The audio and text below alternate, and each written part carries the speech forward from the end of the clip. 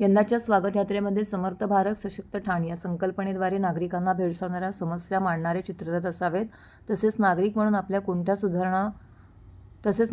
आपण कोणत्या सुधारणा करू शकतो याचं प्रदर्शन किंवा देखावे उभारले जावेत, अशा अपेक्षा यंदाच्या स्वागताध्यक्ष आणि विदुषी निरूपणकार धनश्री लेले यांनी व्यक्त केली आहे.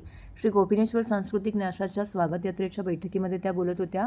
श्री कोपिनेश्वर सांस्कृतिक न्यासातर्फे गुढीपाडव्याच्या दिवशी हिंदू नववर्ष स्वागत यात्रेचं आयोजन करण्यात येतं. यंदाचे हे 26वे वर्ष आहे. यंदा 19 मार्च गुढीपाडव्याच्या दिवशी स्वागत यात्रा काढण्यात येणार आहे. या यात्रेच्या तयारीला 1.5 महिन्यापूर्वीच सुरुवात झाली असून सोमवारी पार पडलेल्या नियोजन बैठकीत स्वागताध्यक्ष धनश्री लेले या उपस्थित होत्या.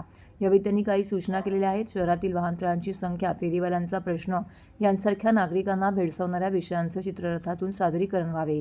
नागरिक स्वतः कशाप्रकारे सुधारणा घडवून आणू शकतात या विषयावरती भर देण्यात यावा, असंही त्यांनी सांगितलं. आजकाल सण साजरी करण्याची पद्धत बदलत चालली आहे. किमान 12 महत्त्वाच्या सणांची माहिती, त्यामागील भारतीय संस्कृतीतील विचार आणि आज आपण त्या सणांना कसे साजरे करतोय यावर जनजागृती करण्याचा प्रयत्न स्वतः वैयक्तिक पातळीवरती करणार असल्याचं त्यांनी सांगितलेलं आहे.